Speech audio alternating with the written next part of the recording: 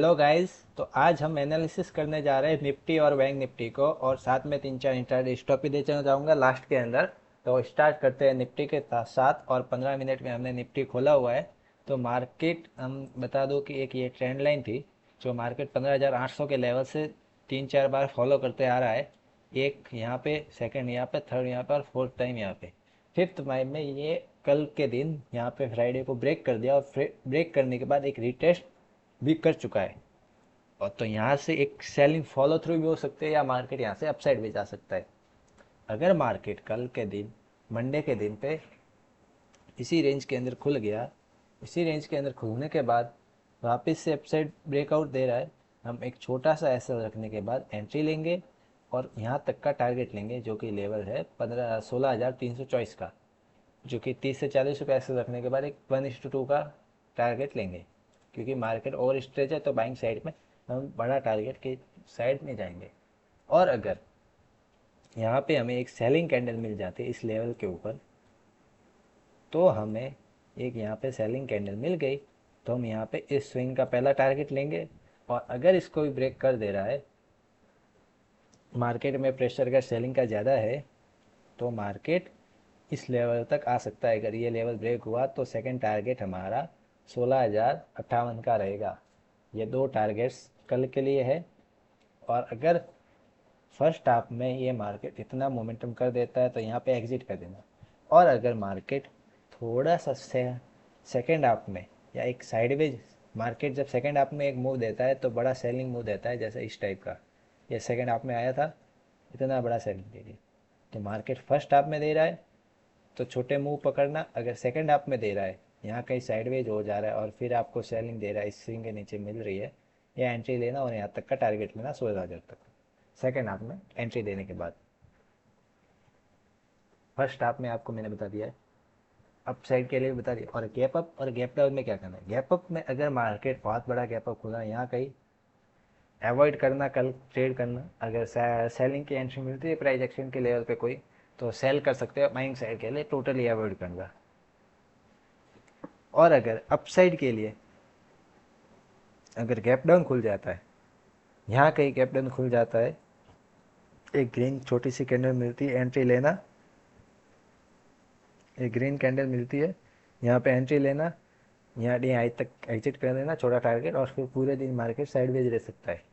और अगर इस लेवल को सस्टेन नहीं करके ब्रेक कर दे रहा है 15 मिनट की कैंडल, शॉर्ट एंट्री लेना, इस स्विंग तक का पहला टारगेट लेना, और सेकंड टारगेट 16,000 तक का गैप डाउन है। और बड़ा गैप अप, गैप डाउन या गैप अप खुल रहा है अवॉइड कर सकते हैं। यहाँ कहीं खुल रहा है अवॉइड कर देना। ये तो थी निफ्टी की बात। निफ्टी के कुछ लेवल्स है जो आप अपने स्क्रीन पे भी लगा सकते हो। चार्ट क्लियर कर देता हूँ मैं। ये लेवल्स है निफ्टी के लिए। अब आ जाते हैं बैंक निफ्टी के लिए। बैंक निफ्टी हमने 15 मिनट में खोल लेते, तो ये हमने जोन बनाए हुए। तो मार्केट कल मोमेंटम कैसे कर सकता है देखते हैं। मार्केट यहाँ भी साइडवेज रेंज में रह गया, और एक गैप अप खुलने के बाद साइडवेज रेंज में रह गया। तो कल के दिन मार्केट अगर इसी रेंज के अंदर खुल जाता है, जो कि ये रेंज है, इतनी बड़ी रेंज, इस रेंज के अंदर खुल जाए, और खुलने के बाद अगर अप साइड पर ब्रेक दे रहा है 35 to 100 के ऊपर, जो कि एक बार, दो बार और ये तीन बार टेस्ट हो चुका है, तो फोर्थ टाइम में अगर ब्रेक दे रहा है, हम यहाँ पे एंट्री लेंगे। 35 400 का पहला टारगेट होगा, और 35 572 का सेकंड टारगेट होगा। ये तो रही बुलिश साइड की बात। अगर यहाँ से एक रिजेक्शन कैंडल मिल के डाउन साइड आ रहा है, तो हम यहाँ से एक शॉर्ट एंट्री भी ले सकते हैं, जो कि यहाँ से कहीं एंट्री लेंगे, और ये स्विंग का छोटा टारगेट लेंगे। और अगर ये स्विंग ब्रेक हो रही है, यहाँ लेवल, ये जोन ब्रेक हो रहा है, इस जोन के नीचे क्लोजिंग मिल रही है हमें एक 15 मिनट की कैंडल का, तो मार्केट में हम ये स्विंग तक का टारगेट एक्सपेक्ट कर सकते हैं, जो कि यहाँ से लेके इस एरिया तक का है। फिर यहाँ एरिया पे आप एग्जिट कर देना, एक पुल बैक का वेट करना, और फिर अगर आ रहा है, ब्रेक कर रहा है, तो फिर से एंट्री ले सकते हैं यहाँ कहीं, और ये टारगेट रहेगा। और अपसाइड के लिए तो गैप डाउन और गैप अप गैप डाउन में क्या करें। अपसाइड के लिए मैं बता दिया, डाउन साइड के बाद अब गैप और गैप डाउन में क्या होगा।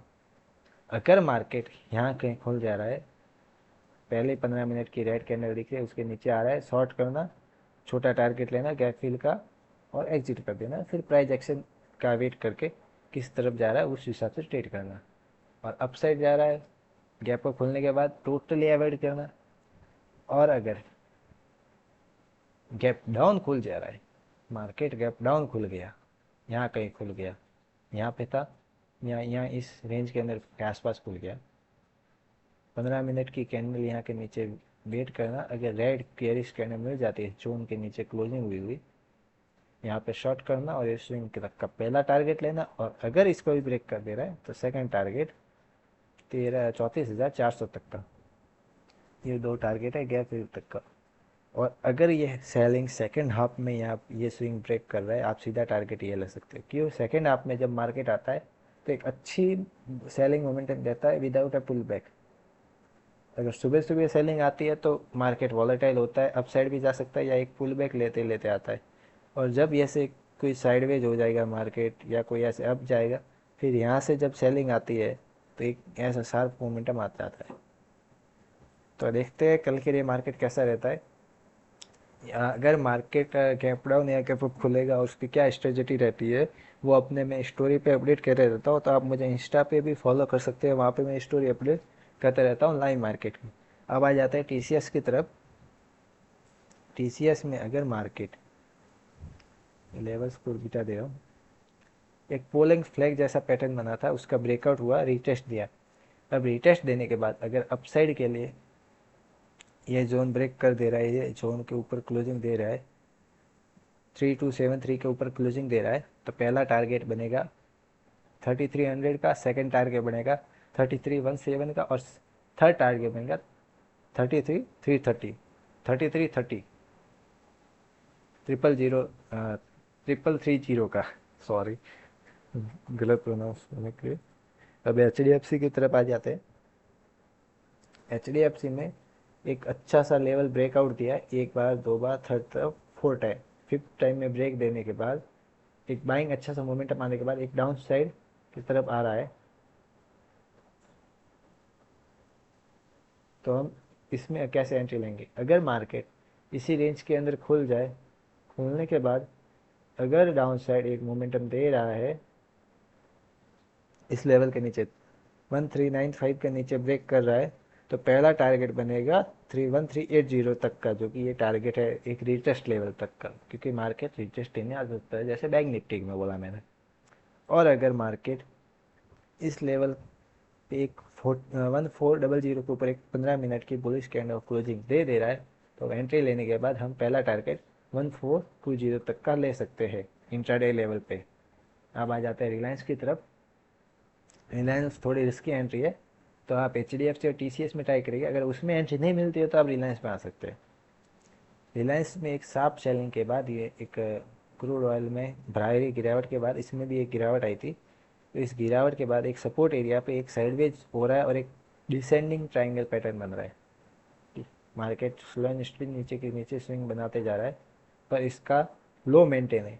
High high, lower high, lower high, lower high बनते जा रहा है, पर लोअर लो अभी तक बना नहीं है। तो मार्केट कल के दिन इसी रेंज के अंदर खोलने के बाद एक स्विंग हायर हाई पे ब्रेक कर दे रहा है इस लेवल को,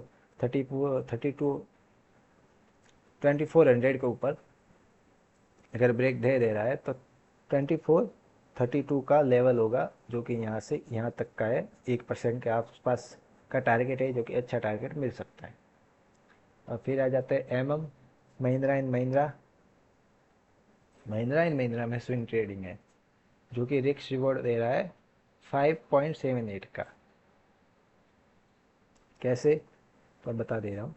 मार्केट कल अगर आप देख सकते हो एक डे टाइम फ्रेम में एक बुलिश मोमेंटम दिया था, इसको हटा देता हूँ, बुलिश मोमेंटम दिया था और ये बहुत पुराना ब्रेकआउट है। तो पुराना ब्रेकआउट है तो मैं सेलिंग की स्विंग ट्रेडिंग कैसे दे रहा हूँ? एक ब्रेकआउट हुआ है, क्या पता ऊपर चला जाए, इसी के लिए मैं आपको सेलिंग की एंट्री तो दे रहा हूँ एक रेड बड़ी कैंडल पे जो टॉप पे बनी है। इसको निगलेक्ट नहीं करना सकता है। जब टॉप पे बड़ी रेड कैंडल मिलती है तो ट्रेंड रिवर्सल भी कह सकते हैं या एक रीटेस्ट भी कह सकते हैं हम इसे, क्योंकि ब्रेकआउट है तो रीटेस्ट लेने आ सकता है वापस से। तो मार्केट कल अगर इंट्राडे के लिए आता है, उसके लो के नीचे निकलता है, इस लो के नीचे, तो पहला टारगेट 1117 का होगा और second target gap fill area है जो को 1109 का है। ये दो टारगेट्स है, अगर इस स्विंग के नीचे निकल रहा है तो डे लो ब्रेक करते हैं हम दो टारगेट। और स्विंग वाले भी यहाँ पे घुस सकते हैं स्विंग एंट्री के लिए, पर यहाँ पे स्विंग वालों को वेट करना पड़ेगा डे क्लोज का। अगर पूरे दिन में अगर इसके नीचे क्लोजिंग दे देता है कोई रेड कैंडल बियरिश सी, तो फिर आप यहाँ तक का ऐसे रखने के बाद एक एंट्री ले सकते हो, यहाँ तक का इस लेवल के ऊपर कैसे रखने के बाद यहाँ इसके नीचे एंट्री लेंगे और यहाँ फिर वेट करना पड़ेगा आपको। अगर आपका ऐसे आ गया तो मार्केट ऐसा रिस्क भी कर सकता है, और अगर इसके नीचे हो गया तो आपका रिस्क बहुत कम हो जाएगा और फिर यहाँ से एक आपको अच्छी सी ट्रेड मिल सकती है इस लेवल तक की जो 974 तक की है। तो एम महिंद्रा एंड महिंद्रा पे भी नज़र रखेगा। अगर आपको वीडियो पसंद आई है तो वीडियो को लाइक करें, चैनल को सब्सक्राइब करें